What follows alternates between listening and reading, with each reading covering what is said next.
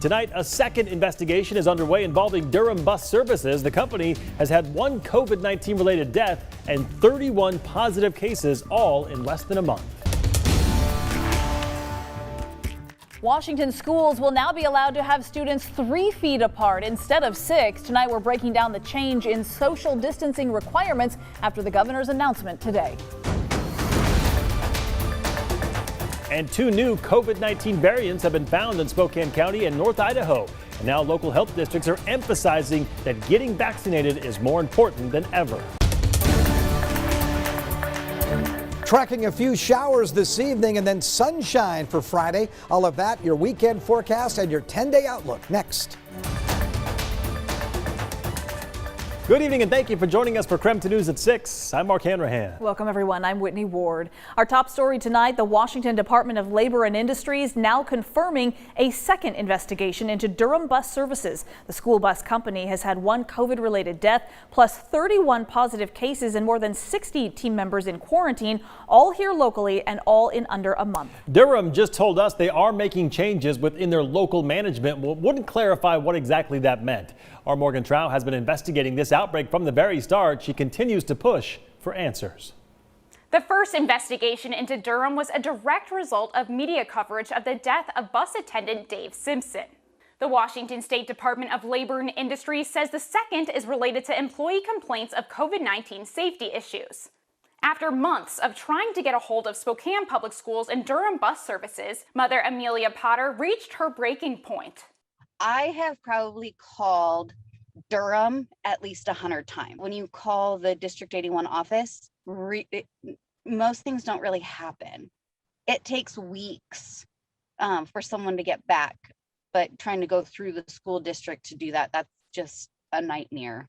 She was on a mission, calling and emailing each organization almost every day. She says reaching out to KREM 2 was her only option. Potter says Durham's dispatch started to recognize her voice from how often she called surrounding issues with her 7-year-old son, Liam. Her son goes to Brown Elementary and has disabilities, meaning he rides the bus with other children with special needs. In one of the only phone conversations she's had with the school, she says she found out Liam was on a bus where he was exposed to COVID-19. I get a phone call 11 days after Liam has been exposed. So that means 11 days he's been going to school, 11 days I've been going to work. Somebody missed something or the tracing took way too long. Public records show that SPS was pressing Durham for information they needed to contact trace, but the bus company could not produce seating charts. A SPS educator reached out to us to share his concerns as he works with students with disabilities and is outside to welcome the kids to school. We are keeping his identity private due to his worries of backlash he may receive from speaking out. It's really surprising that the bus is jam-packed full of elementary students, so 2 to a seat all the way back. He says due to being short-staffed with drivers, Durham drops off high schoolers at the elementary school and immediately picks up the younger students to drive home. He says he has never seen anyone sanitize between the 2 age groups. He adds that he sees drivers not wearing masks and even alleges that a bus driver told him he had COVID, but was back to work days later. So he has COVID and it seemed like he wasn't out for a whole lot of time. Like maybe 4 or 5 days. Why am I doing all my safety protocols in the school? Like making sure everything's clean every day, and then you just hand them off to another company, and then it's just like they just don't abandon all protocols, and it's like, what the heck? It was very fishy and suspicious. The whole thing was. Did not make a lot of sense.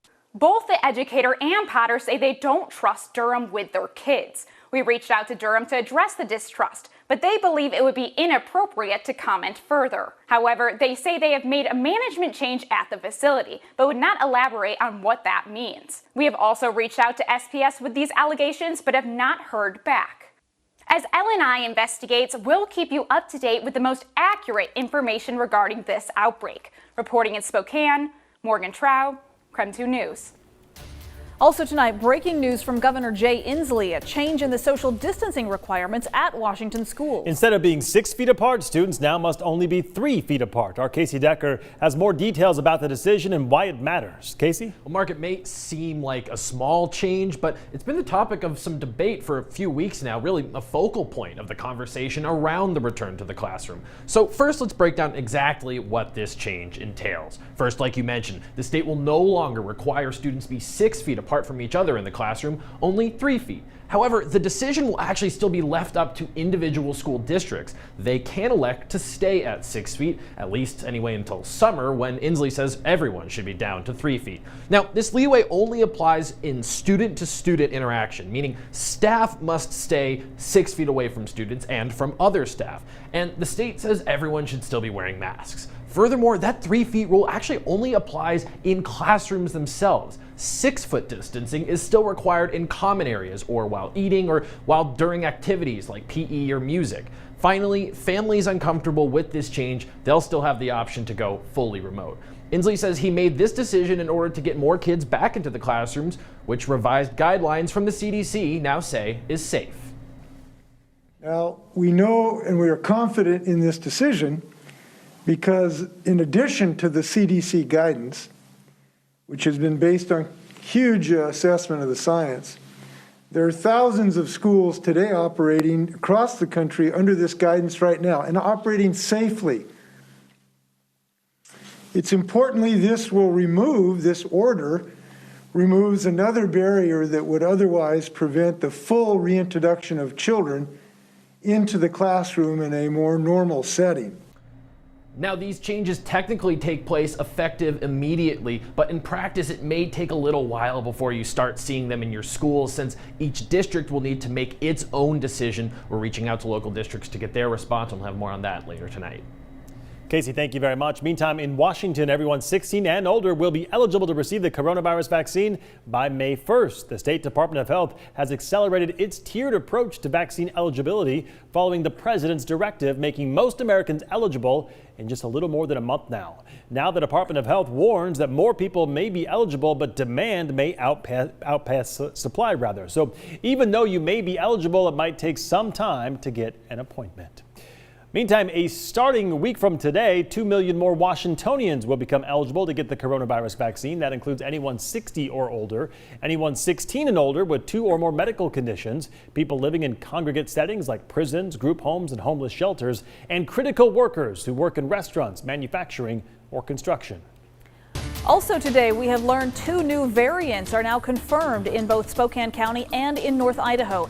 They both originated in California, but are considered more contagious and possibly could cause more severe illness. Our local and state health officials agree the best way to fight all of these variants is to get vaccinated as soon as you are eligible. But across eastern and central Washington, some appointments at our mass vaccination sites are still going unfilled every single day. So today I asked our state's top doctor, Health Secretary Umair Shah, if a regional approach might be the answer.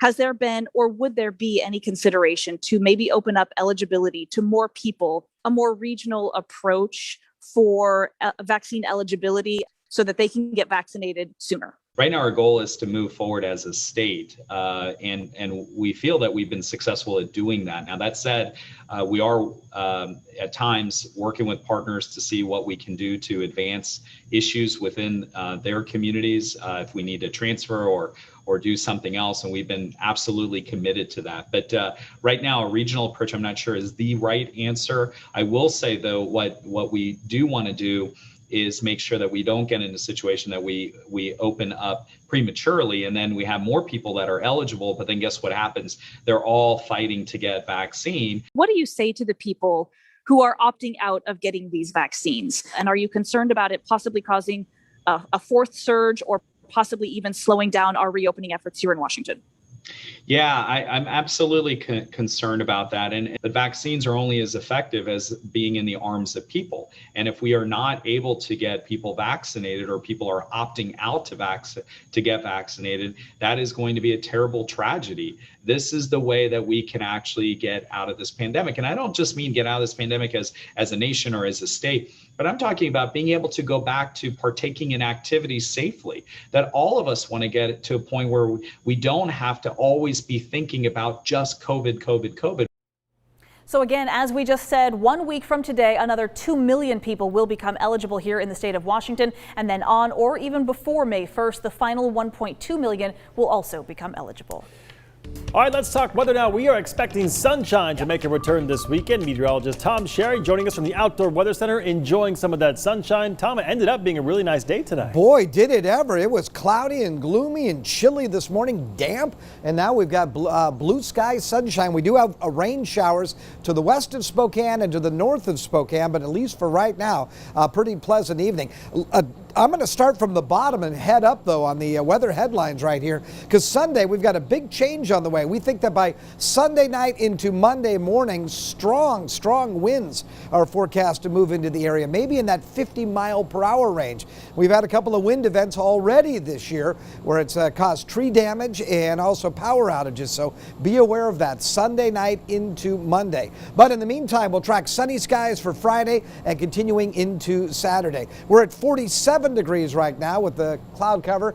Partly to mostly cloudy, depending on your location. When we take a look at the Doppler radar, again, you can see the rain showers that are moving south of Spokane and also to the north of Spokane. So don't rule out a few showers here locally, but there'll be passing showers. And once the sun sets after 7 o'clock tonight, then I think we're actually going to see a lot of the cloud cover and obviously the rain showers diminish. We'll look for an overnight low of 32, mostly sunny tomorrow. Look for a daytime high of 54 for the weekend. As I mentioned before, it'll be warmer, like 62 on Sunday, but increasing clouds and a cold front Sunday night into Monday will bring potentially damaging winds. I'll have more on your forecast coming up in a few minutes. All right, we'll look forward to hearing more about that, Tom. Thank you very much. Well, while thousands of schools all across the country remain shuttered or at least partially closed during this pandemic, others have opened up. So coming up when we return, a look at how a local private school has made going to school safe for students.